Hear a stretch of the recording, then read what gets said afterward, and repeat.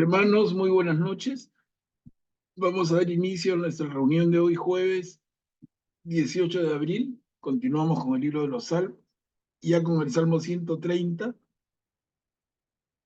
Así como quien no se da cuenta, hemos ido avanzando, ya miren, falta poco.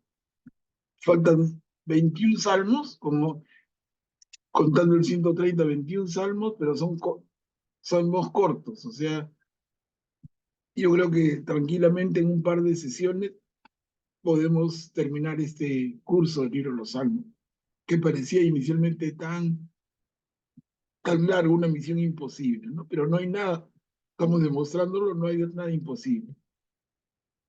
Entonces vamos a iniciar con una oración, va a estar a cargo de nuestra hermana Cuchi. Adelante, Cuchi. Muchas gracias. Hoy día estaba leyendo la fecha también, 18 de abril, hace un año. Ah, no, es hoy día. Dios mío, mi cabeza por dónde anda, perdón.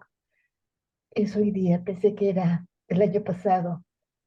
Bueno, hoy es el aniversario también de la ciudad de Chiclayo y es la oportunidad más hermosa que empezar dando gracias a Dios Todopoderoso que que nos bendice y nos bendice en todo momento, especialmente porque nos ha elegido para formar parte de de esta familia, de este grupo de estudio de la Biblia.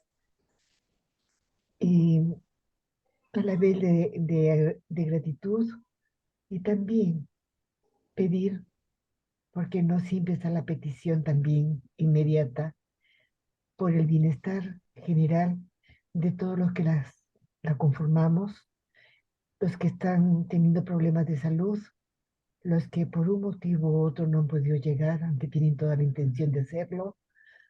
Pedimos a Dios pues que les ayude y que nos ayude. Iniciamos efectivamente con la oración de todo cristiano. Padre nuestro que estás en el cielo, santificado sea tu nombre. Venga a nosotros tu reino, hágase Señor tu voluntad en la tierra como en el cielo. Danos hoy nuestro pan de cada día, perdona nuestras ofensas, como también nosotros perdonamos a los que nos ofenden. No nos dejes caer en tentación, líbranos de todo mal. Amén. En el Ah, nombre del Padre, del Hijo y del Espíritu Santo. Amén. Gracias, profesor. muchas gracias, Cuchi, muy linda la oración. Y esas palabras por Chiclayo también. Empecemos entonces nuestra reunión, hermanos. Y miren, Salmo 130. 21 salmos y terminamos con ese lindo, lindo, lindo libro de los salmos. ¿Qué podría leer, por favor? Desde lo hondo a ti clamo, Señor. Dueño mío, escucha mi voz. Estén tus oídos atentos a la voz de mi súplica. Si recuerdas los delitos, Señor, ¿quién resistirá, dueño mío? Pero el perdón es cosa tuya, para que seas respetado. Yo espero al Señor, lo espero anhelante.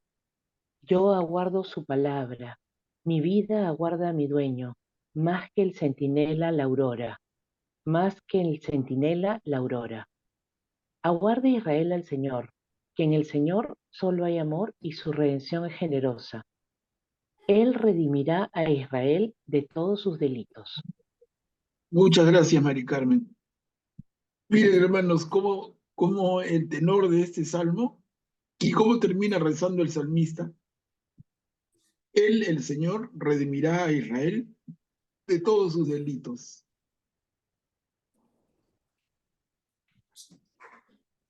¿A qué delito se refiere? A ver, vamos calentando motores y el salmo de verdad que es fuerte, ¿no? ¿A qué delito se puede referir? Los delitos de Israel.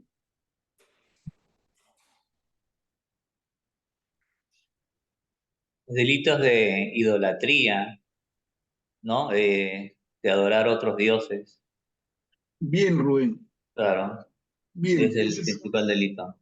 miren, excelente punto, ¿no? Y ese es, yo diría, porque resume mucho en lo que Rubén se nota en su intención. Resume una serie de cosas, el delito de idolatría. Y yo lo pondría como una mano, pero tenemos dos.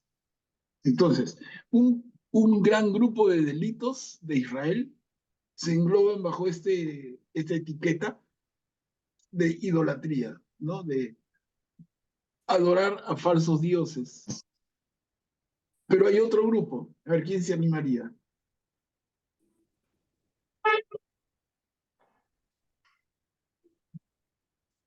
Recordemos cuando hemos estudiado a los profetas, que fue el curso anterior. Los profetas un poco se paran frente al pueblo y frente a los gobernantes y denuncian. Como usa acá el término centinela, como más que el centinela la aurora, un centinela, ¿no? Un centinela es un guardia que anuncia un peligro.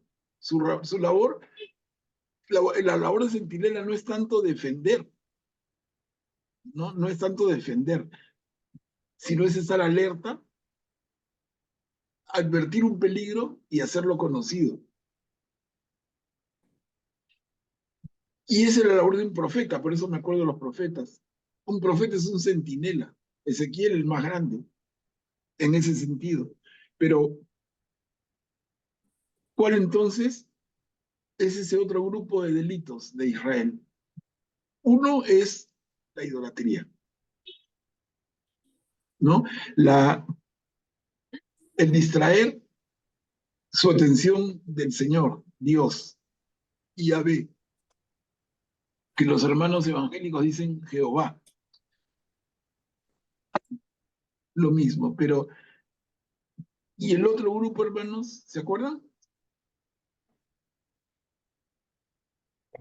Las injusticias, las injusticias al que era sometido el pueblo ¿Ya? por los gobernantes, las injusticias. A ver, Cuchi, injusticias. Graciano, ¿qué dices? Buenas noches a todos. Ya que mencionas, Manuel Pablo, a los profetas, tengo entendido que todos los profetas fueron rechazados, incluso algunos martirizados, ¿no? Y en general fueron rechazados, ¿no? Entonces, me parece que ese es uno de una de las faltas graves o de los delitos, como acá se les menciona, ¿no? En todo caso, si hay otro más, este rechazo a los profetas es una cosa muy, muy grave que hicieron en esos tiempos, ¿no? Miren, estamos como que dándole al tema, pero todavía, diríamos, como dicen los chicos, tibio, tibio. Porque es cierto lo que dice Graciano. Es cierto lo que dice con los profetas, hubo mucho darles la espalda, no escucharlos, maltratarlos, y el extremo fue Jeremías. Él fue el más maltratado, hasta físicamente, durante toda su vida. No toda, porque al final, con la conquista de Babilonia, él queda libre y puede vivir unos últimos años tranquilo, pero hasta antes de eso, en su labor profética, que tampoco él no cejaba, nunca renunciaba, dale y dale y dale, con una fuerza, y lo que recibía de respuesta era maltrato físico y torturas, y etcétera, ¿no? Pero entonces eso es parte de, uno, un pecado del pueblo, o un grupo de delitos, estamos diciendo bien, son la idolatría. Pero el otro grupo, Cuchi y Graciano se han acercado, pero es más claro todavía. La infidelidad, Manuel. Claro, infidelidad o idolatría, eso sería la primera parte. Infidelidad a Dios, idolatría, eso está en la primera parte. Perfecto, lo llamamos mejor, infidelidad. Pero falta el otro grupo de delitos. usando los términos de este Salmo 130. ¿Cuál es ese otro grupo de delitos que comete Israel? Y el salmista dice, el Señor redimirá a Israel de todos sus delitos. Ese segundo grupo tiene que ver con la relación de cada uno con el otro, con el prójimo, ¿se acuerdan? El abuso, la marginación, el egoísmo, la avaricia, todo lo que tiene que ver con descuidar la relación con el prójimo y en particular con los más necesitados, que hemos visto cómo algunos de los profetas denunciaron con tanta fuerza el maltrato a la viuda, al niño, al extranjero,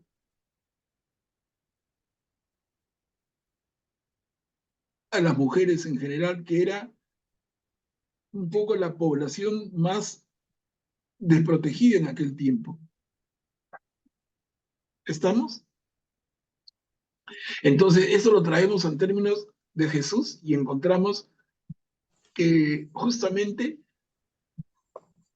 los delitos de Israel se centran en la falta de amor a Dios y la falta de amor al prójimo. ¿Cómo se adelanta? El micrófono, perdón. El micrófono está interfiriendo. Entonces les digo, hermanos, miren cómo los salmos, junto con los profetas, se relacionan tanto con el Nuevo Testamento. Y lo dice acá, miren, si lo volvemos a leer es cortito.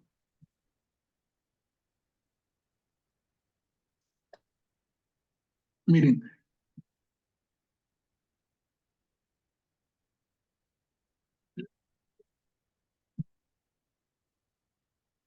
más que el centinela la aurora. Aguarda Israel al Señor, que en el Señor solo hay amor y su redención es generosa. Entonces el centinela, el profeta, y los delitos de Israel, que son esos dos paquetes, esos dos grandes grupos. El tema de la infidelidad a Dios, la falta de amor a Dios, y segundo, la falta de amor al prójimo. No sé si estoy hablando, pero no sé si lo notan, si están de acuerdo. Entonces estamos haciendo un ejercicio de relacionar este Antiguo Testamento con lo que vamos a ver luego, en el Nuevo Testamento que conocemos mucho más. Es Jesús y su mensaje de amor. Tremenda novedad, pero ya hay elementos en esa línea muy claros en el antiguo Israel. ¿Sí los vemos?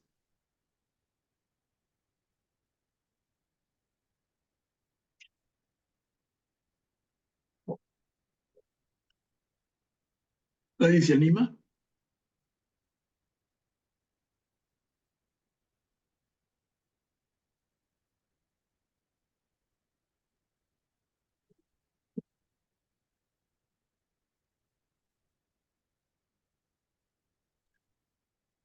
Sí, Guillermo, ¿tú no puedes dar un alcance?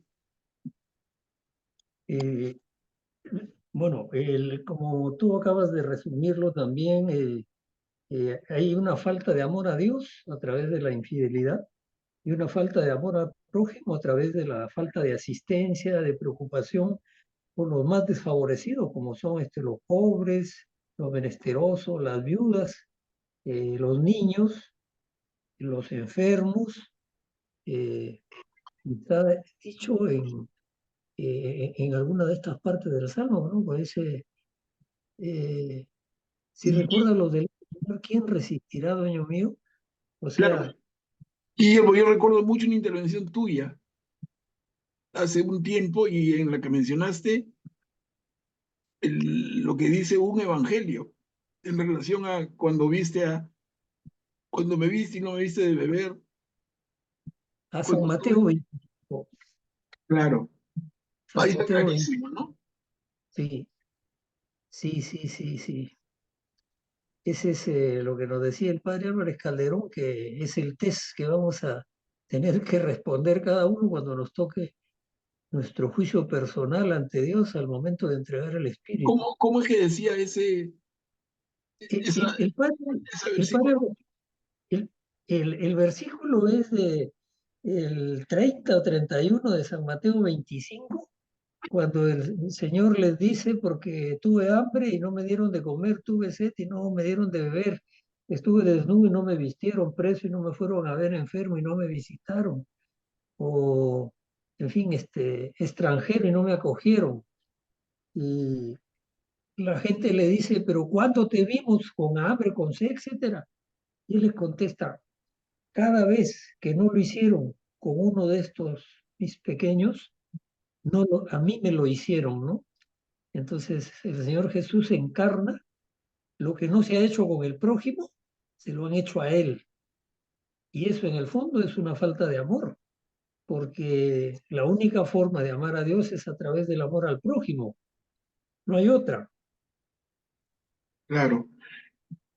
Perfecto, Guillermo, muchas gracias. Y miren entonces, hermanos, ese es un salmo, pero ¿qué actualidad tiene, no? Porque lo que señala como los delitos de Israel, claramente puede ser también los delitos de nuestro mundo moderno, de nuestro mundo actual, y no de los judíos, sino de los cristianos.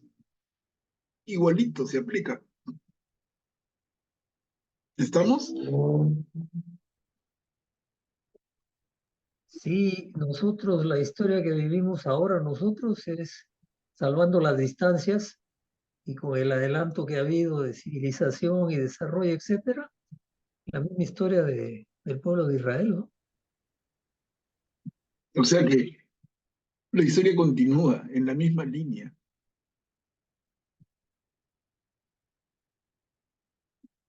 Interesante. Bueno, ya irán calentando más intervenciones, pero que no quería dejar pasar la oportunidad porque miren, un salmo aparentemente sencillito, pero como si hacemos un esfuerzo, y hemos relacionado con uno, con el movimiento de los profetas y el momento que viven, y dos, con nuestro momento actual.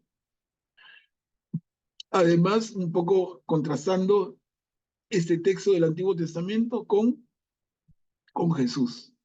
Clarito. A ver, el Salmo 131, más cortito. ¿Quién lo puede leer? Yo lo leo. Gracias. Señor, mi corazón no es engreído, ni mis ojos altaneros. No persigo, no persigo grandezas ni prodigios que me superan.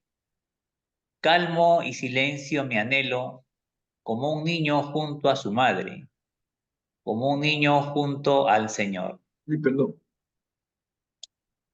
perdón. Espere Israel en el Señor, ahora y por siempre. Bien, Rubén, muchas gracias. Citito. Disculpa que moví sin querer queriendo, pero mi corazón no es engreído ni mis ojos altaneros. Empieza hablando de su corazón. Y otra vez inevitable, hermanos, comparar esto con palabras de los profetas, y en particular de un profeta, Ezequiel, cuando dice que el Señor nos va a cambiar nuestro corazón de piedra por un corazón de carne. Todo eso lo hemos visto en nuestro curso anterior de los profetas, al que le dedicamos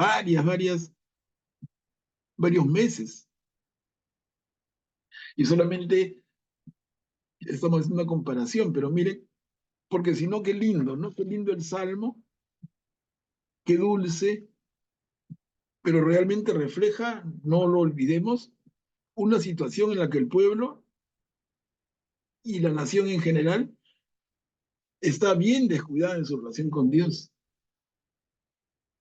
Entonces, los profetas apuntan en un sentido y los salmos en el otro, pero al mismo problema, porque los profetas denuncian y los profetas anuncian también. Cuidado, peligro, cuidado. Y los salmos rezan a favor de, como que fueran direcciones contrarias de la misma flecha, pero apuntan a lo mismo, ¿no? A un cambio, a una conversión. Yo creo que ya como estamos ya en la etapa de cierre de los salmos, es bueno empezar a hacer el ejercicio y comparar y relacionar esto que leemos con lo que ya sabemos, si les parece. A ver, un poquito más. El 132. Es una sola carita, pero más larga. ¿Quién puede leerlo, por favor?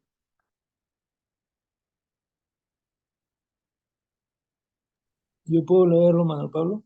Gracias, Graciano. Salmo 132, canción de peregrinación. Tenle en cuenta, Señor, a David, todos sus afanes, cuando prometió al Señor e hizo voto al defensor de Jacob. No entraré en la tienda, en mi casa, ni subiré al lecho de mi descanso. No concederé sueño a mis ojos, ni descanso a mis párpados, hasta que encuentre un lugar para el Señor, una morada para el defensor de Jacob. Miren, olmos que el arca estaba en Efrata. La encontramos en los campos de Yaar. Entremos en su morada, postrémonos ante el estrado de sus pies. Avanza, Señor, hacia tu reposo. Ven con el arca de tu poder, que tus sacerdotes se vistan de gala y tus amigos canten alegres. En atención a tu siervo David, no rechaces el rostro de tu ungido. El Señor juró a David una promesa que jamás revocará. Un fruto de tus entrañas pondré en tu trono. Si tus hijos guardan mi alianza y los preceptos que les enseño, también sus hijos por siempre se sentarán en tu trono. El Señor ha elegido a Sión, la quiere como residencia suya. Esta es mi mansión para siempre. Aquí habitaré porque la quiero. Bendiciré generosamente sus provisiones y saciaré de pan a sus pobres. Vestiré a sus sacerdotes de gala y sus amigos cantarán alborozados. Allí renovaré el poderío de David. Prepararé una lámpara para mi ungido. Cubriré de ignominia a sus enemigos. Mas sobre él brillará su diadema. Gracias, bien, Graciano. Hermanos, a ver, revisemos porque el salmo es una sola cara, pero un poquito más largo, decía. A ver, ¿a qué está haciendo referencia? Empezamos y dicen, cuando prometió el Señor, hizo voto al defensor de Jacob. Estoy marcando con la flechita. ¿Quién sería el defensor de Jacob? ¿A quién se puede referir?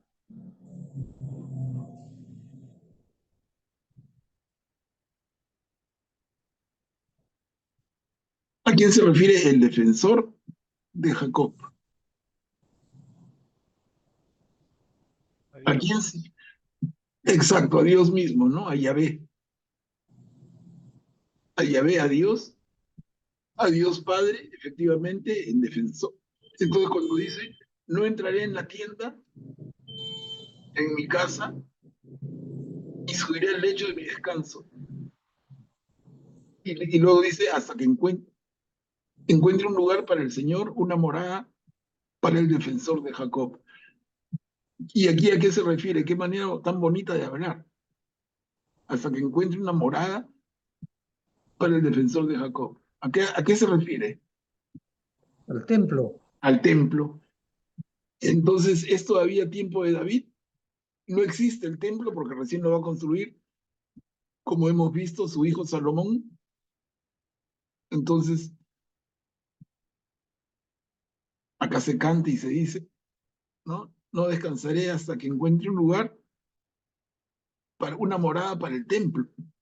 Perfecto. Y cuando habla del arca, él habla, es el arca de la alianza, ¿no? El arca de la alianza que contiene especialmente los mandamientos y que vivía, entre comillas, o se cuidaba en la tienda del encuentro. Entonces, con esos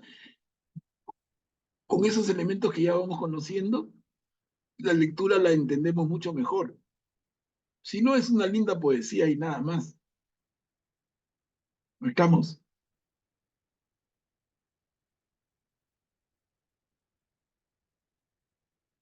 Y cuando dice avanza, Señor, hacia tu reposo, ven con el arca de tu poder.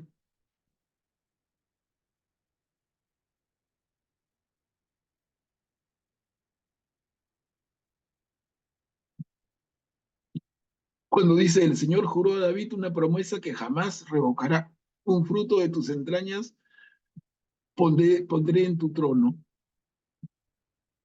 Eso es una promesa que Dios Padre le hace a David, ¿cierto?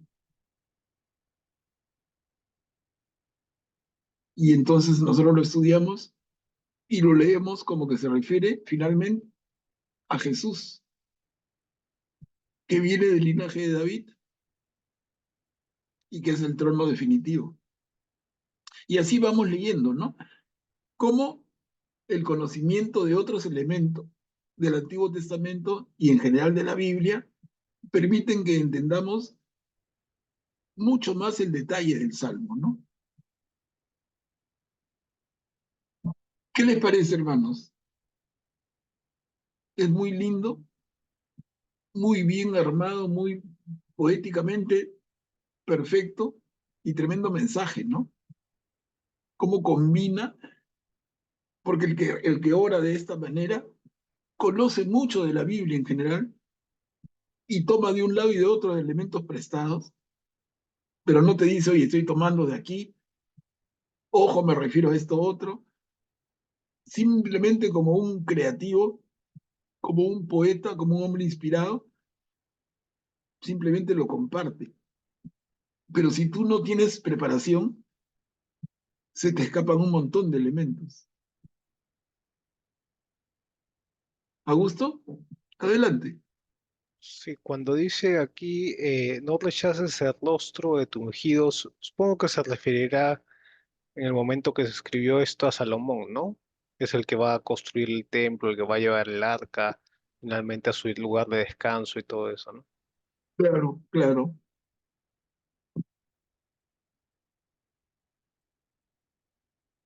Sí, Graciano. Gracias, Manuel Pablo. Que me gustaría consultar un tema, ¿no? Porque en un momento habla el salmista como que estuviera antes de David, ¿no? Y en otro momento habla como que estuviera después de David. Este, ¿Será que eh, lo escribió en todo caso después de la existencia de David? Porque al comienzo dice que va a construir el templo, ¿no? Hace alusión con varias frases a que se va a construir el templo, pero después dice, el Señor juró a David, o sea, lo dice en pasado. Entonces, Claro, claro, buena observación. Claro, y acá entonces mira, le pongo la flecha así, más Graciano, más ahora más a favor tuyo cuando dice, el Señor ha elegido a Sión, la quiere como residencia suya. Esta es mi mansión para siempre, aquí habitaré, porque la quiero.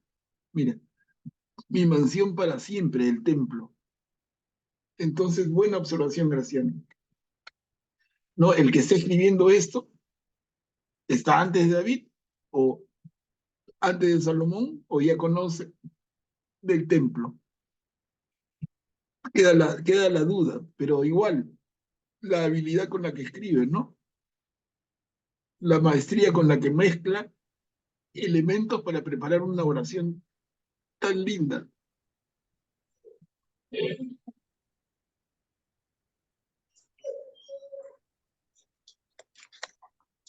¿Sí? ¿Alguien más que quiere participar con toda confianza, hermanos? Si no avanzamos. A ver. Salmo 133, cortito. A ver, ¿quién puede leer?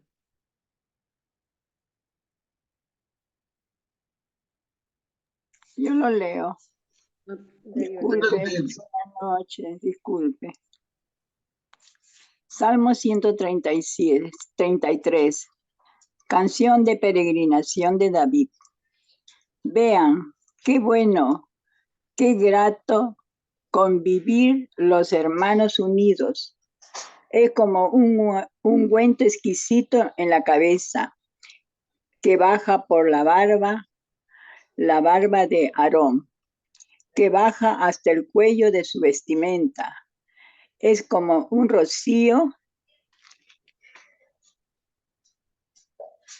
de Hermón que baja sobre las colinas de Sión, pues ahí envía el Señor su bendición, la vida para siempre. Gracias, Elsa. A ver, Buenas gracias. noches, hijito. Bueno, entonces Elsa ha leído, pero no sé si todos ubicamos. Dice, es como Rocío del Hermón. ¿Qué cosa es el Hermón? ¿Quién nos dice? Es el monte, monte Hermón. El monte Hermón, perfecto. Y cuando dice baja por la barba de Aarón. ¿Quién es Aarón? Que después de Moisés viene Aarón, ¿no es cierto? No, junto con, es su hermano mayor. Claro, junto con, pero después él no entra Moisés se queda no entra a la tierra prometida, ¿no? Se queda Aarón. Perdón, ¿quién? Aarón se No, queda en la Aarón tierra es prometida. el No. hermano mayor de Aarón es el Moisés. que llega. Ah, Moisés Aarón se queda, pues, no Moisés. No, los dos. No, Aarón muere antes que Moisés. Sí, Ninguno entra a la tierra prometida. Entonces, Sí. ¿cuál es la particularidad en la vida de Aarón? Un detalle por el cual lo conocemos tanto. es Además de sacerdote, pues. es el primer sacerdote, es el primer Sumo sacerdote. sacerdote, claro. Claro, en él se funda la clase sacerdotal en Israel, en el hermano de Moisés, acuérdense. Entonces, de Aarón vienen los aaronitas, ¿no? Entonces, son la familia de Aarón, los hijos y descendientes de Aarón, los que van a hacer la clase sacerdotal. Y ellos van a ser ayudados en el cuidado del templo por un grupo, por otras familias, que se llaman los levitas. Mire, son cosas que yo les insisto, pero ya deben tenerlas facilito en la punta de la lengua. Entonces tenemos que los aaronitas son los sacerdotes legítimos y los levitas son familias relacionadas que ayudan en el cuidado del templo. Los aaronitas son levitas también, porque vienen de un patriarca que es Leví. De Leví Leví es una de las tribus de las 12 tribus de Israel, y dentro de esa tribu hay descendientes. Uno es Aarón. A partir de Aarón para abajo son los sacerdotes, y todos los demás levitas son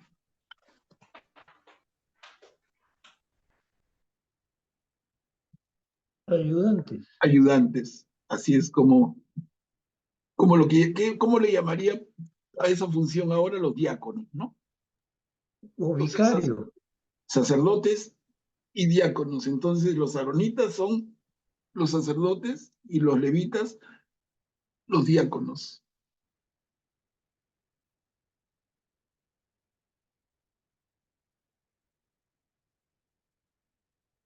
Entonces, cuando dice que es lindo el salmo, es como un ungüento exquisito en la cabeza que baja por la barba de Aarón, que baja hasta el cuello de su vestimenta. Y entendemos entonces la vestimenta es la vestimenta sacerdotal, como Rocío del Hermón, que baja sobre las colinas de Sión, Allí el Señor, su bendición, la vida para siempre. Lindo, lindo salmo, súper poético, ¿no? Pero una vez más sirve el ejemplo como conocer elementos de cultura general bíblica te permite disfrutar mucho más el salmo, si no, te quedas en simplemente las palabras bonitas. Augusto, adelante. Claro, porque la bendición de Dios en esos tiempos, bueno, la lluvia en el desierto se consideraba una de las mayores bendiciones de Dios, ¿no? Entonces, el rocío, ese rocío que bajaba, para ellos era una gran bendición. Y otra bendición que se caracterizaban era a través de los sacerdotes venían las bendiciones de Dios, ¿no? El sacerdote era el mediador entre Dios y el pueblo, ¿no? Por eso es que utiliza estas dos para explicar la bendición, ¿no? Y como eso será tan bueno ser unidos, ¿no? La unión es tan bueno como esas dos cosas que estaban tan fijas en la memoria del pueblo, ¿no? Gracias, Augusto. Excelente complemento. Estamos, a ver, avanzamos. El 134, cortito también. Como les digo, esta parte vamos a poder avanzar a relativa mayor velocidad. Yo ¿Quién puede leo, leerlo? Manuel Pablo, yo lo leo. Y ahora bendigan al Señor. Salmo 134, canción de peregrinación. Y ahora bendigan al Señor todos los siervos del Señor que pasan la noche en la casa del Señor. Levanten las manos hacia el santuario y bendigan al Señor. El Señor te bendiga desde Sión, el que hizo el cielo y la tierra. Pide una bendición del Señor para todos sus fieles. Dicho en un lenguaje otra vez tan lindo y tan poético. 135. Esas son 2 diapositivas. La segunda es cortita. ¿Quién puede leer? Yo lo leo. A ver, ya sé, gracias. Salmo 135. Aleluya. Alaben el Señor del Señor. Alaben el nombre del Señor. Señales y prodigios en medio de ti. No. Alaben. No, y ese, perdón. Ya está la misma. Son 2 columnas, sí. Ya está bien. Disculpe. Aleluya. Alaben el Señor, el nombre del Señor. Alaben, siervos del Señor, los que están en la casa del Señor, en los atrios de la casa de nuestro Dios. Alaben al Señor, que el Señor es bueno. Canten en su honor, porque es amable, porque el Señor eligió a Jacob, a Israel como su propiedad. Bien sé que el Señor es grande, nuestro dueño más que todos los dioses. El Señor hace cuanto quiere en el cielo y en la tierra, en los mares y en los abismos. Levanta las nubes en el confín de la tierra, con relámpagos desata la lluvia, suelta los vientos de sus hilos, hirió a los primogénitos de Egipto, hombres y animales, envió señales y prodigios en medio de ti, Egipto contra el faraón y sus ministros. Hirió a pueblos numerosos, mató a reyes poderosos, incluso a Sihón, rey amorreo, también a Og, rey de Basán, y aún a todos los reyes de Canaán. Y entregó su tierra en heredad a Israel, su pueblo. Señor, tu renombre es eterno. Señor, tu recuerdo por generaciones. El Señor hace justicia a su pueblo y se compadece de sus siervos. Los ídolos de los gentiles son plata y oro, hechura de manos humanas. Tienen boca y no hablan, tienen ojos y no ven, tienen oídos y no oyen, ni siquiera hay aliento en su boca. Sean como ellos, sus fabricantes, los que confían en ellos, casa de Israel. Bendice al Señor, casa de Aarón. Bendice al Señor, casa de Leví. Bendice al Señor, fieles del Señor. Bendigan al Señor. Bendito sea el Señor en Sión, el morador de Jerusalén. Aleluya. Gracias, ella sé. Miren el Salmo, qué interesante. Otra vez para poderlo disfrutar en toda en toda su profundidad, hay que conocer un poquito, en este caso también, de la historia del pueblo de Israel, ¿no? Acá, hirió a los primogénitos de Egipto, y nosotros lo entendemos. Envió señales y prodigios en medio de ti contra el faraón y sus ministros. Y cuando habla de, ¿no? Y aún a todos los reyes de Canaán. Canaán es la tierra prometida, pero es una tierra que ya les comenté, y ustedes lo saben, ¿no? Es una tierra ocupada. Cuando viene el pueblo, guiado por Moisés, su tierra prometida es la tierra de Canaán, que va a ser el futuro reino de Israel, pero no es una tierra vacía, es una tierra ocupada. Y los israelitas toman esa tierra con espada en mano. Es una tierra que no era de ellos y ellos la toman. Y eso podría quedarnos con un sabor bien amargo. Es decir, qué injusto, qué feo. No sé si les queda a ustedes. ¿Por qué? Ellos tienen que llegar a quitarle la tierra a otros. Esa tierra es la tierra prometida por el Señor, una tierra que tiene otros dueños. Miren, se da la oportunidad de tocar el tema, pero no la desaprovechemos. No sé qué pueden comentar.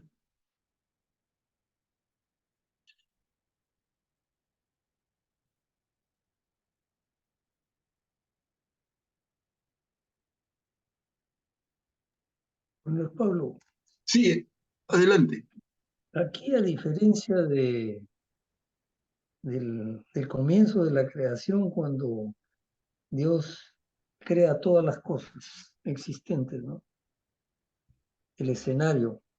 Y al final de todo, crea al hombre a su imagen y semejanza como personaje principal.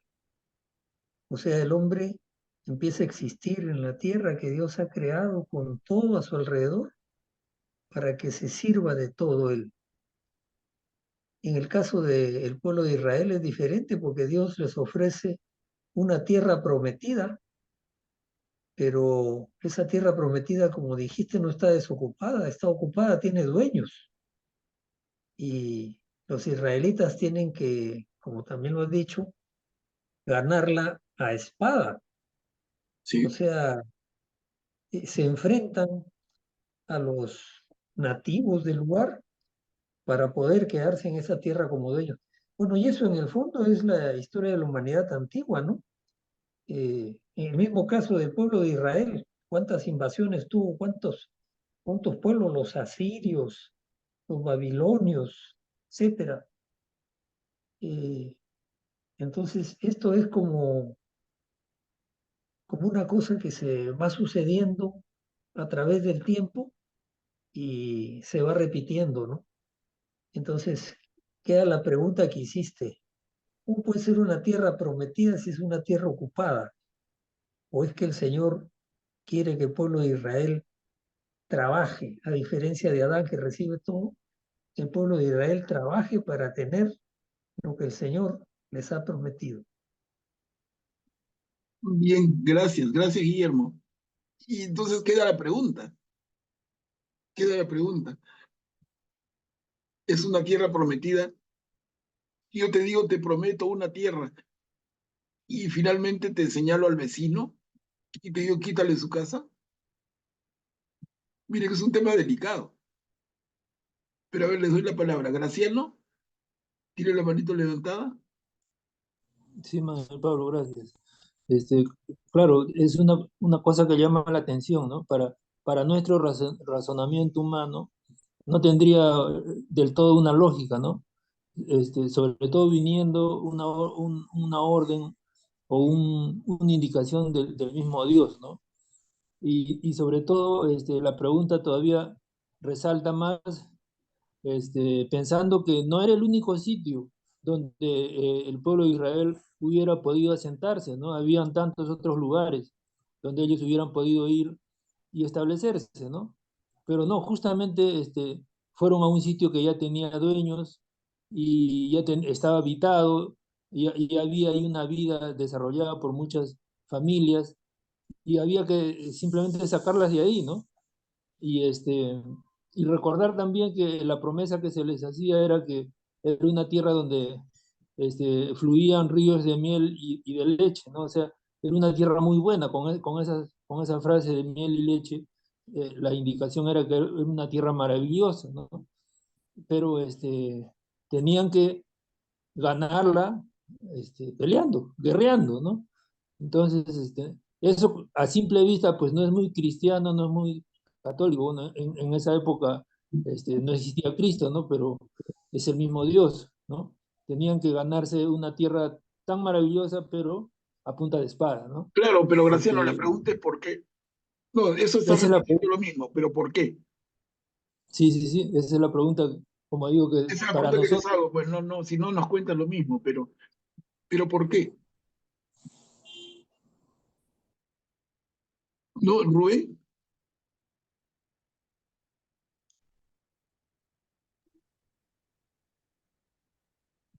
Bueno, en esa tierra, cuando estaba el profeta, o Abraham, ¿no? Abraham cuando sale de Ur, de Caldea, y Dios le dice que, bueno, yo te llevaré a un lugar, ¿no? Y sal de tu tierra que yo te llevaré a un lugar y el Señor como que lo guía, ¿no? Sube por todo el río Éufrates y llega hasta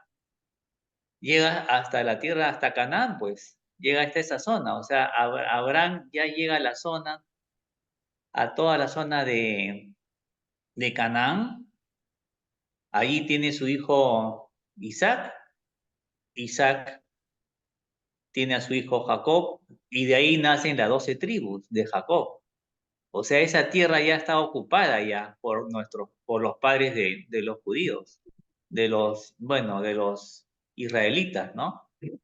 Entonces, cuando hay escasez en esa tierra, en el tiempo de Jacob, ellos tienen escasez y van a Egipto para poder pedirle al faraón que le ayude con granos, ¿no? Porque había escasez de alimentos. Y en ese periodo de la vida que venden a José. Sus propios hermanos lo venden a José y José se va de casualidad a Egipto. Y ahí pasa una serie de circunstancias en Egipto y se vuelve con el tiempo a ser la mano derecha del faraón. Y sabido está de que sus hermanos le piden al mismo José alimentos, ¿no? Y José los reconoce como sus hermanos y los perdona, ¿no? Y a partir de ahí que los israelitas van pues a Egipto y han estado en Egipto 400 años. Por ahí va el hilo, Manuel Pablo. Por ahí va la... Sí, gracias, Sí. Rubén. Nos has hecho un buen acercamiento, ¿eh? Buen acercamiento. Falta un remate. Pero acá hay otra manito, por acá veo, a ver, Augusto, adelante. Creo que lo principal es aquí, porque ciertamente cuando llegó Abraham a la tierra prometida, antes habrían otros pobladores ahí, ¿no? Y siempre hay uno anterior, ¿no? Aquí no se trata de juzgar quién está antes, porque lo mismo En América pasó lo mismo, ¿no? Vinieron los españoles, derrotaron a los incas, pero los incas habían derrotado a otros pueblos y esos pueblos a otros. Entonces siempre la tierra pertenece a alguien que ha sido derrotado antes, ¿no? La cuestión es que Dios planeó para que en Israel, en esa zona, en la plenitud de los tiempos, naciera el Mesías. ¿Por qué? Él tendrá sus razones, de repente por una ubicación apropiada, cerca al África, cerca al Asia, cerca a Europa, ¿no? En una ubicación central, Dios había planificado eso, que en la plenitud de los tiempos naciera su hijo, él mismo, Dios se reencarnaría para salvarnos finalmente de nuestros pecados, ¿no? Entonces, que si se hizo en esos tiempos, lamentablemente en esos tiempos, todo se hacía, no podías irle y decirle al vecino, déjame tu tierra, que aquí Dios tiene planeado hacer algo grande, ¿no? Simplemente te mataban, ¿no? Lamentablemente se tenían, por medio de la guerra, de la violencia, tenían que adquirirla. Y así ellos hicieron lo mismo, ellos habían hecho lo mismo antes, y eso es parte de la historia, ¿no? Parte de la historia de la humanidad, ¿no? Y Dios se vale de los humanos para realizar sus propósitos. ¿Ya? Bien, bien, hemos hecho buenas aproximaciones. ¿Alguien más que quisiera añadir? Porque nos hemos acercado al tema bastante. Pero ¿por qué Canaán? Entonces falta un detalle.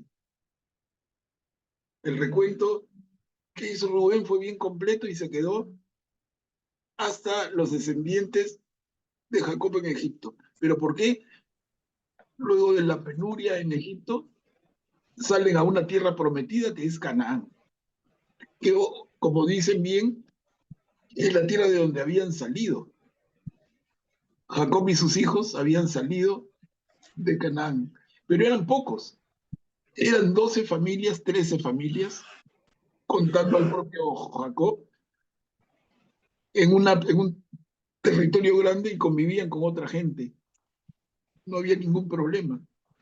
Pero cuando regresan ya son numerosos y toman toda la tierra, ¿no? Ya no regresan. Hola vecino, mira, he crecido, regresa.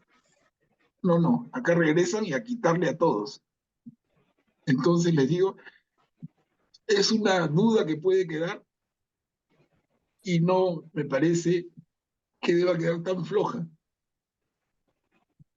salvo que les parezca.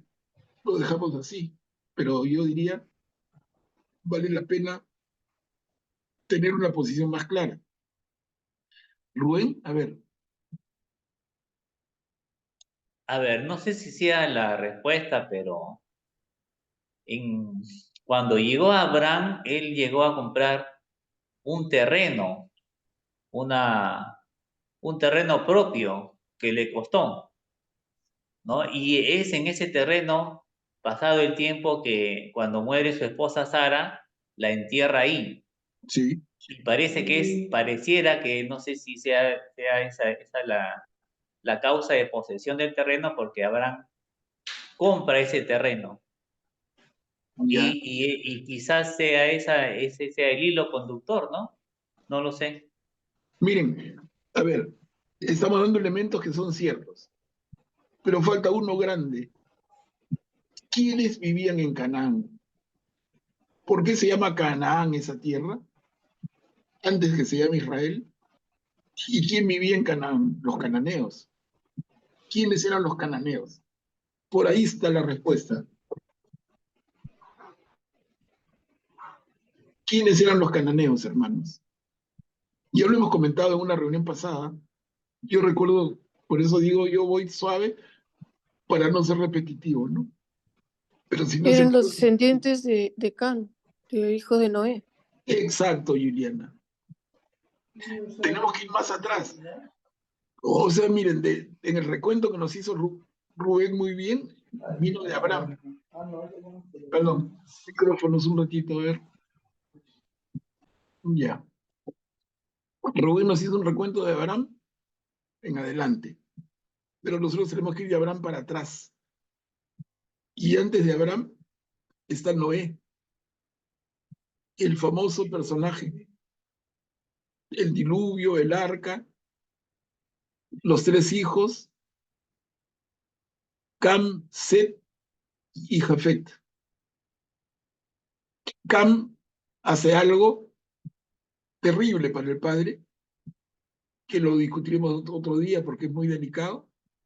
En fin, ahí lo pueden leer en el libro de Génesis. Y van a decir que Cam vio a su padre desnudo en una borrachera. Eso no es así, ¿no? Pero en fin, es mucho más.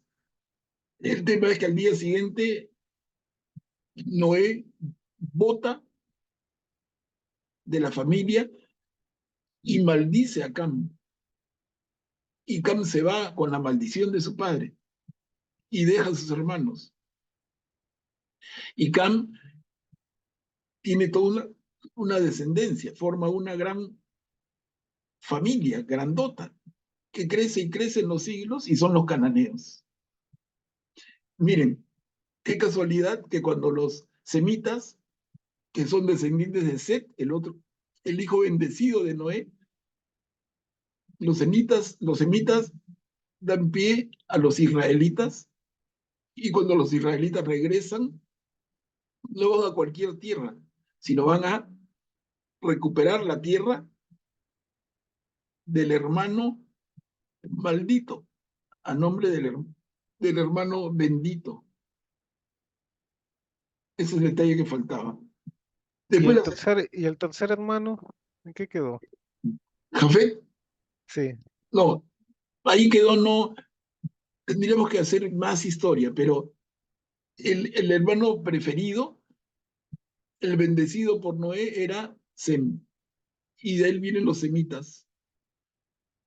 De Jafet valdría la pena investigar un poco. Y de Cam es el maldito. Y de Cam vienen los cananeos. Les digo con seguridad.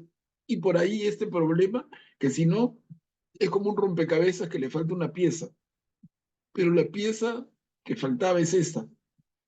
Entender el origen de unos y de otros. Y es como que en el tiempo se hace justicia. Y los descendientes del Hijo bendito arrebatan su tierra a los descendientes del Hijo maldito. Les digo, hasta ahí lo dejo porque el tema da para mucho más. Pero miren todo lo que podemos seguir investigando. Yo los invito, sean curiosos. Pero el tema es enorme, ¿no? Si se ponen a pensar la pregunta inicial, ¿y por qué a Canaán? ¿Por qué la tierra prometida por el Señor a su pueblo elegido es la tierra de otros? Entonces ya les doy una pista y investiguen. Yo de mi parte lo sigo haciendo. No es fácil porque es muy antiguo.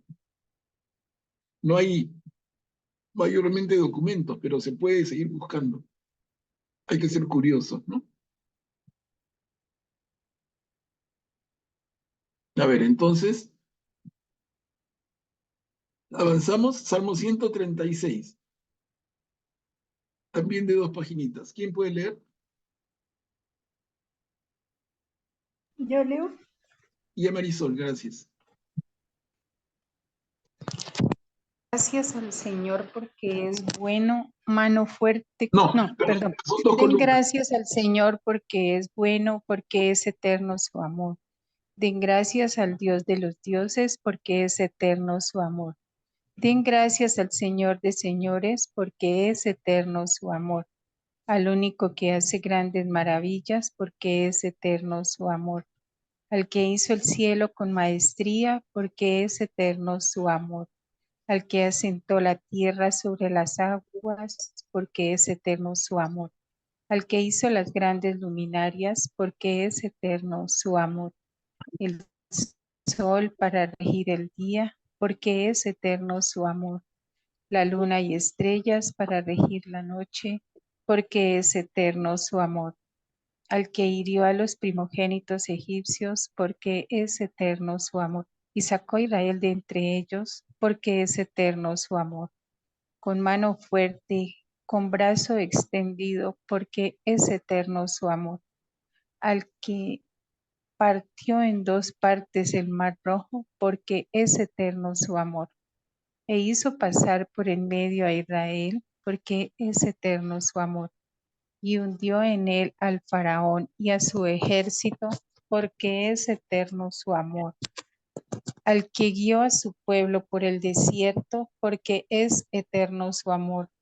Al que hirió a reyes poderosos, porque es eterno su amor. Y dio muerte a reyes famosos, porque es eterno su amor. Incluso a Sihón, rey amorreo, porque es eterno su amor. También a Og y Basán, porque es eterno su amor. Y entregó su tierra en herencia, porque es eterno su amor. En herencia a Israel su siervo, porque es eterno su amor. Al que en nuestra humillación se acordó de nosotros, porque es eterno su amor, y nos libró de nuestros opresores, porque es eterno su amor. El que da alimento a todo viviente, porque es eterno su amor. Den gracias al Dios del cielo, porque es eterno su amor. Gracias, Marisol. Miren que la particularidad de este salmo, porque igual que los demás es muy lindo, pero como tiene esta, como estribillo permanente.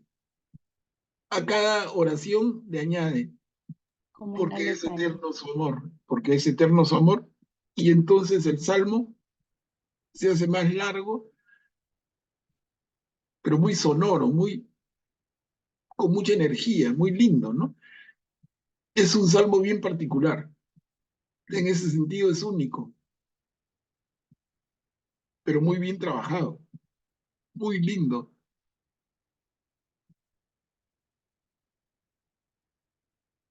Bueno, y lo que rescatamos, ahí está el elemento también que les digo, cuando entregó su tierra en herencia a Israel, su siervo, en fin, está todo el tema que comentábamos antes.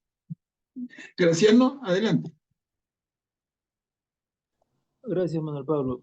Y parece que fue escrito por el mismo salmista que el salmo anterior, ¿no? Porque menciona que ha vencido a reyes, los mismos nombres de los reyes, ¿no?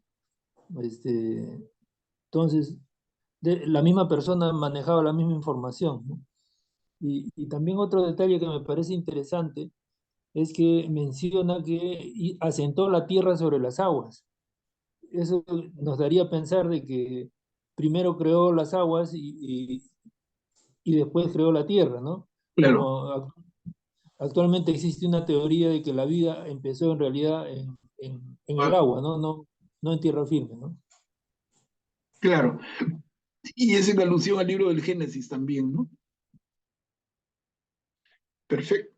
Bien, bien agudas observaciones, Graciano. Gracias.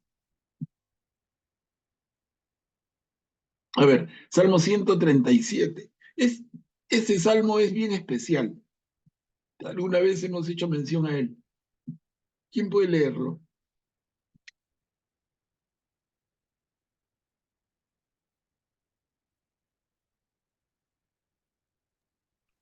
Junto a los canales de Babilonia nos sentamos y lloramos con nostalgia de Sion. En los sauces de sus orillas colgábamos nuestras cítaras. Allí mismo los que nos deportaron nos pedían canciones, nuestros opresores canciones alegres. Cántenos una canción de Sion. ¿Cómo cantar un canto del Señor en tierra extranjera? Si me olvido de ti, Jerusalén, que se me paralice la mano derecha, que se me pegue la lengua al paladar si no me acuerdo de ti, si no exalto a Jerusalén como colmo de mi alegría. A los idumeos, tenles en cuenta el día de Jerusalén, cuando incitaban, desnúdenla, desnúdenla hasta los cimientos. Capital de Babilonia destructora, dichoso el que te pague el mal que nos has hecho. Dichoso el que agarre y estrella a tus hijos contra la peña.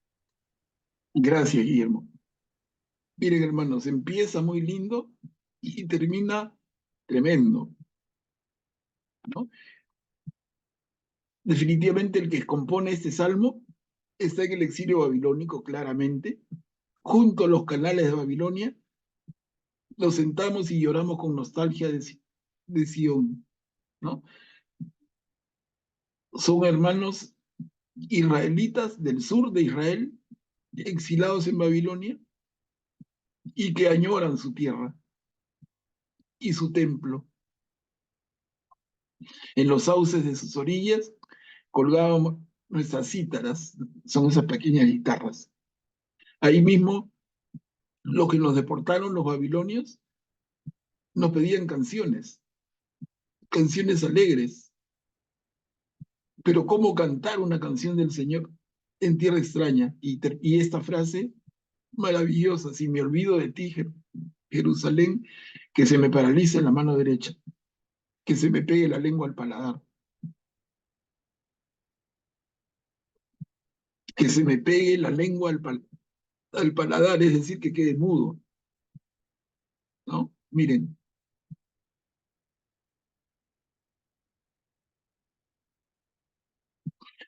luego dice a los idumeos: Señor, tenles en cuenta el día de Jerusalén, cuando visitaban, desnúdenla hasta los cimientos. Los idumeos es un pueblo, no son babilonios, pero cuando los babilonios conquistan la tierra de Jerusalén, los idumeos aplauden y les queda, miren, al salmista y a muchos como él, les queda el sabor amargo de la actitud que toman los idumeos hacia ellos. Entonces, cuando los babilonios destruían Jerusalén, los idumeos decían: desnúdenla hasta los cimientos. Y ojo, un detalle, no sé si reparan, los idumeos, miren la recordación que tienen. Y sin embargo, tenemos que siglos después, cuando nace Jesús, ¿quién es rey de Israel? ¿Se acuerdan Herodes? ¿Y Herodes es judío? No. Herodes es idumeo. Miren el detalle. Herodes viene de Idumea, que es una tierra vecina al sur de Judea. Herodes es idumeo. Bueno, y termina y dice: capital de Babilonia destructora. Dichoso el que te pague el mal que nos has hecho. Dichoso el que agarre y estrella a tus hijos contra la peña. Acá podemos decir: es palabra de Dios, y todos contestamos: te alabamos, Señor. Imagínense. Para nada, ¿no?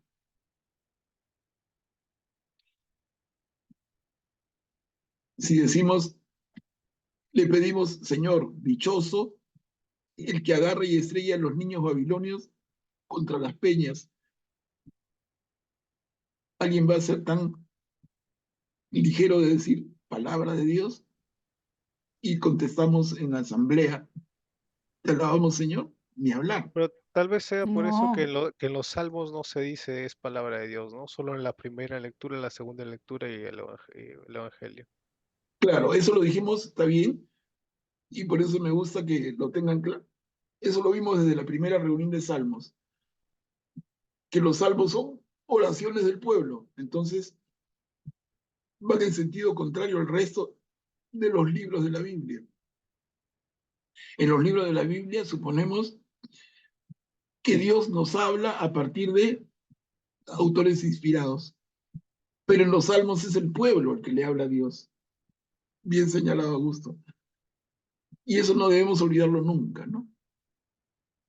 Pero sin embargo, los salmos son parte de la Biblia, que nadie se confunda. Pero no porque está en el mismo paquete, vamos a decir palabra de Dios. Cuidado. Sí, ¿va a haber alguien que quisiera compartir? Con toda confianza. Bueno, el Pablo, en los salmos solamente se repite la antífona después de cada verso. Cada salmo que se lee en la liturgia de la palabra, en la misa, tiene una antífona que se dice al comienzo, antes de la lectura del salmo propiamente dicho, para que el pueblo lo repita. Después se lee el verso y se repite la antífona, se vuelve a leer el otro. A veces hay salmos que tienen 3 versos, 4 versos, 5 versos, pero lo Claro, repetido siempre, la claro, antífona nada más. claro, esa es una costumbre de la iglesia muy inteligente, ¿no? Trabaja los salmos, pero no el salmo completo, sino toma partecitas, como bien dice Guillermo, y le pone la antífona que nosotros repetimos en la medida en que se va leyendo esa parte del salmo. Entonces no es que se lea el salmo entero, se lee parte del salmo y partes escogidas. Esto no lo leerían nunca, pues. ¿Pero qué les parece?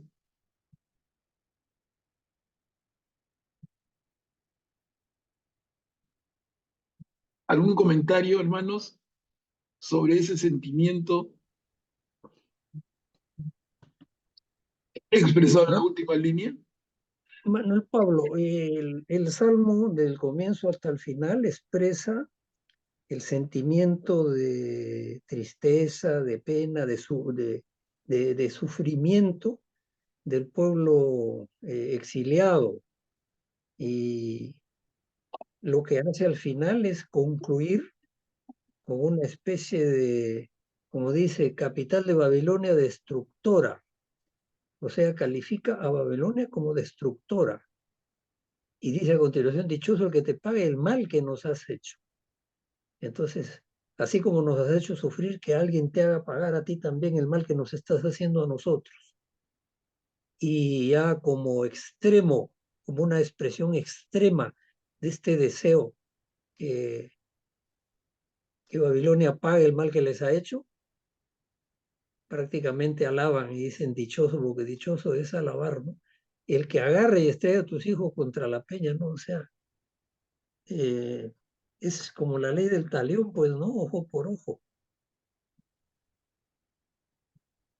Claro, dichoso es bienaventurado, es feliz. Imagínate leer ahí bienaventurado al que agarre y estrelle a tus hijos contra la peña. Es algo que no se nos ocurriría. Pero como dice Guillermo, ¿cuál sería el nivel de resentimiento, de cólera, de odio al babilonio que le desean eso, ¿no? A ver, Graciano. Gracias, Manuel Pablo. También se observa aquí el amor que los hebreos tenían a su tierra, ¿no? A pesar de los años que ellos estuvieron fuera de su territorio, exiliados, en el caso de Egipto y el caso de Babilonia, exilios tan largos, y ellos siempre tenían el deseo de volver a su tierra, no la olvidaban, generación tras generación, ¿no?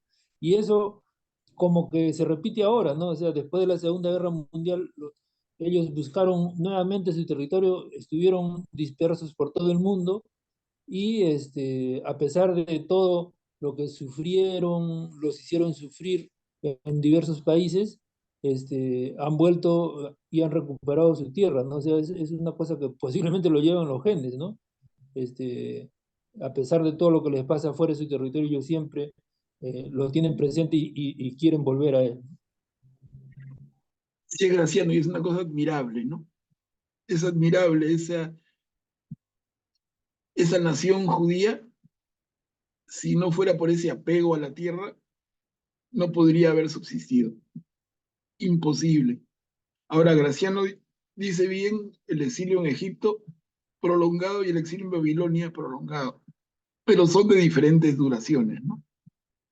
Como han dicho ustedes hace un momento, el exilio en Egipto fueron 400 años, pero en Babilonia fueron 70, mucho menos que 400, pero igual son por lo menos 2 generaciones completas, por lo menos. O sea, los niños que nacen ya en el exilio babilónico crecen sin conocer Jerusalén y tienen hijos que crecen sin conocer Jerusalén y aún así cantan y dicen, si me olvido de ti, Jerusalén, que se me pegue la lengua al paladar. Tremendo, ¿no? Es un sentimiento nacional extraordinario. Es realmente extraordinario y casi único en la historia del mundo. A ver, Augusto, adelante. Digamos que es un sentimiento, esa última frase, es una frase no justificable, pero en cierto modo entendible dentro de las circunstancias que pasaron, ¿no?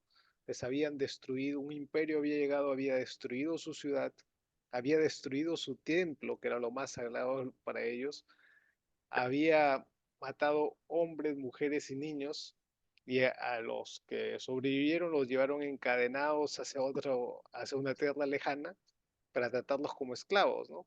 Cómo no estar molestos con el imperio invasor, ¿no? Es obvio que no es un sentimiento cristiano, obviamente, porque Cristo todavía no había revelado esa parte de la revelación de Dios, pero es un sentimiento comprensible dentro de las circunstancias que estaban pasando. Claro, perfecto. Y va de la mano con la ley del talión, ojo por ojo, diente por diente, ¿no? Ese resentimiento, nosotros vemos perdón aquí, ni hablar, ¿no? Ni hablar. Pero muy interesante. A ver, avanzamos. Salmo 138.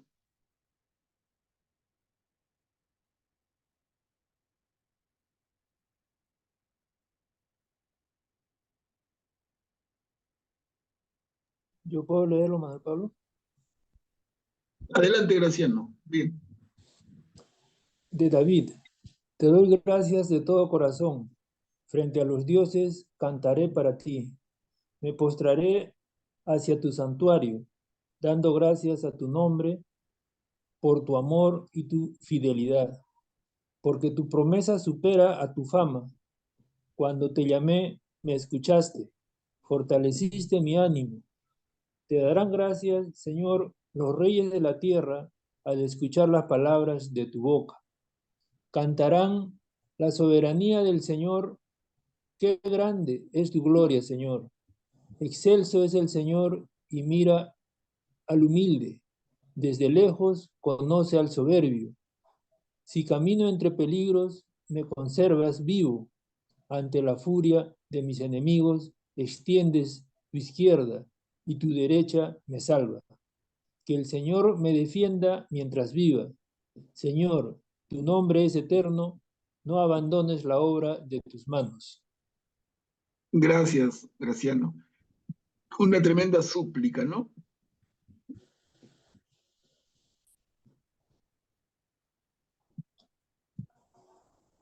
Si alguien quiere compartir alguna reflexión, bienvenido.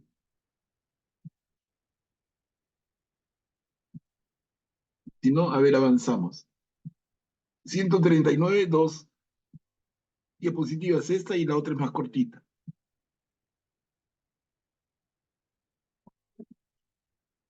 Yo leo, Manuel Pablo. Gracias, América. Salmo 139. Al director de coro, Salmo de David. Señor, tú me sondeas y me conoces. Sabes cuando me siento o me levanto. De lejos percibes mis pensamientos. Disciernes mi camino y mi descanso. Todas mis sendas te son familiares. Aún no ha llegado la palabra a mi lengua. Y ya, Señor, la conoces toda. Me estrechas por detrás y por delante. Apoyas sobre mí tu palma. Tanto saber me sobrepasa, es sublime y no lo alcanzo. ¿A dónde me alejaré de tu aliento? ¿A dónde huiré de tu presencia? Si subiera al cielo, ahí estás tú. Si me acostara en el abismo, allí estás. Si me remontara con las alas de la aurora para instalarme en el confín del mar, aún allí me guiaría tu izquierda y tu derecha me aferraría. Si dijera que me cubra la tiniebla y la luz se haga noche en torno a mí, ni la tiniebla es tenebrosa para ti, aún la noche es luminosa como el día, la tiniebla es como la luz del día. Tú formaste mis entrañas, me tejiste en el seno materno. Te doy gracias porque eres prodigioso. Soy un misterio, misteriosa obra tuya, y tú me conoces hasta el fondo. No se te oculta mi osamenta. Cuando en lo oculto era formado, entretejido en lo profundo de la tierra, tus ojos veían mi ser informe. En tu libro estaban escritos todos mis días, ya planeados antes de llegar el primero. Qué insondable me resultan tus pensamientos. Oh Dios, qué incalculable su suma.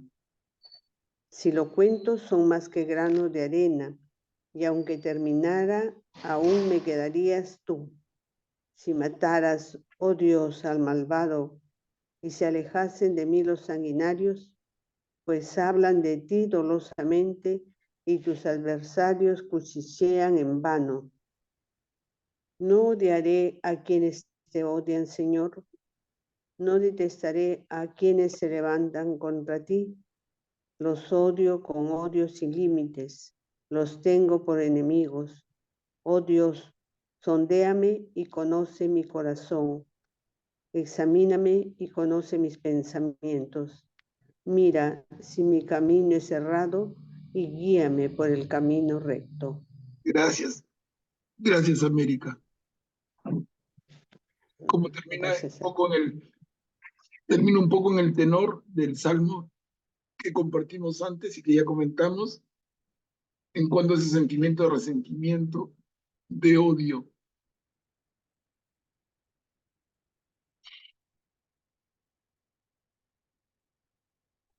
Acá hay una parte muy linda que les hago notar, no sé si siempre catado, pongo la flechita sobre su mano izquierda.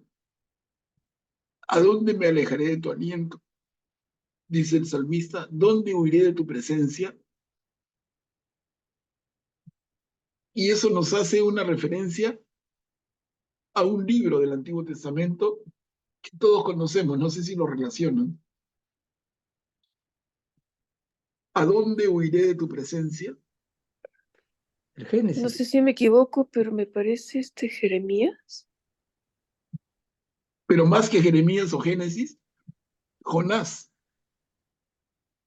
¿Se acuerdan de Jonás cuando recibe el encargo?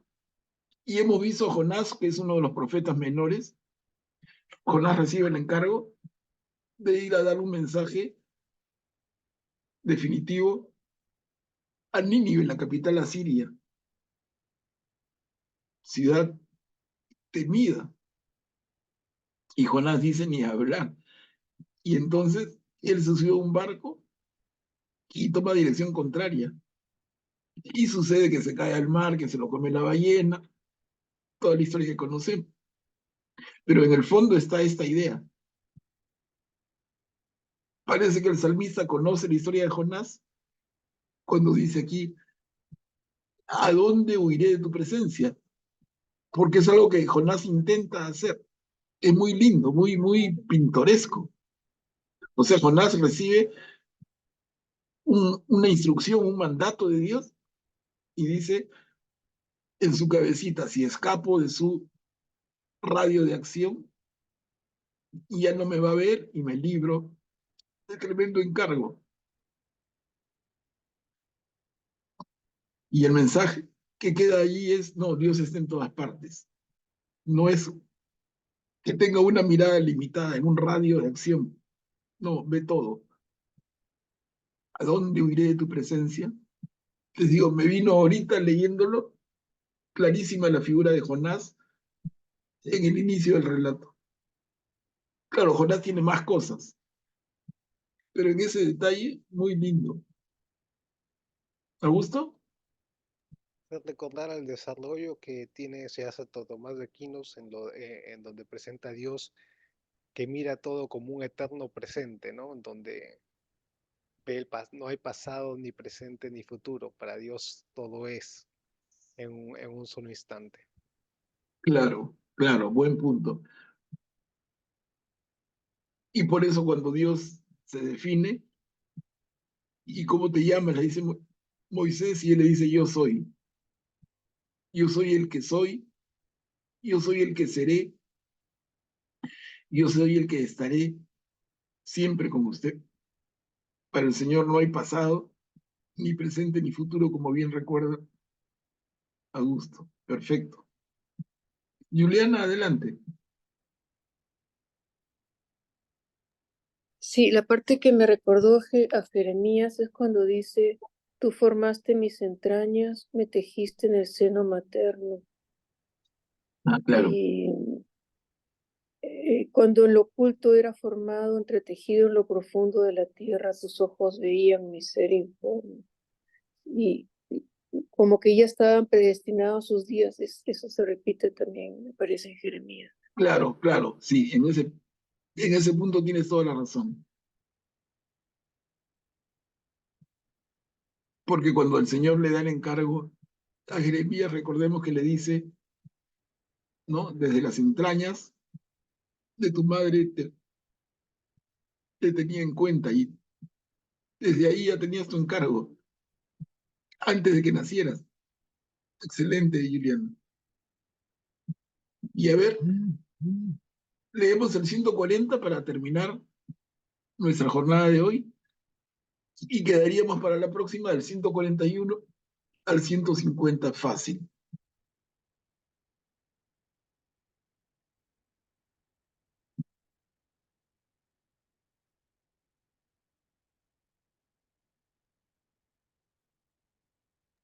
Yo lo puedo leer, Manuel Pablo. Adelante, Graciano. Líbrame, Señor, del hombre malvado.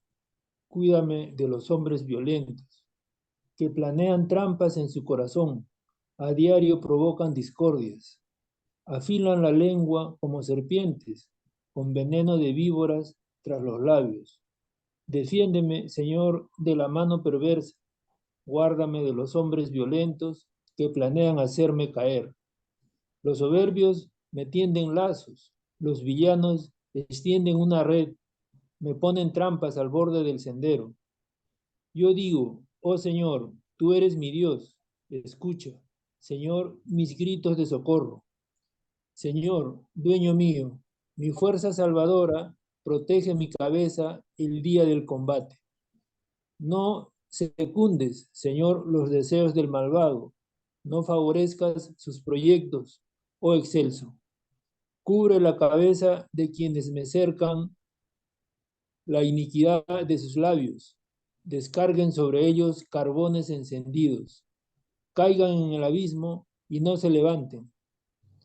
No arraigue en la tierra el deslenguado. El mal persiga al violento hasta desterrarlo. Sé que el Señor defiende al humilde. Hará justicia a los pobres. Si los honrados darán gracias, sí, los honrados darán gracias a tu nombre. Los rectos habitarán en tu presencia. Bien, Graciano, gracias y gracias a todos los hermanos y hermanas que han leído en esta noche. Gracias a todos sus comentarios que nos enriquecen tanto. Vamos a quedar aquí, miren, a partir de la próxima empezamos el Salmo 141 y entramos a la recta final. Como son cortos, yo creo que tranquilamente vamos a poder terminar el libro de los Salmos y hacer una síntesis, una reflexión final. De manera que la próxima sea ya nuestra última reunión en este tema. Salvo que propongan de otra manera, yo siempre estoy abierto.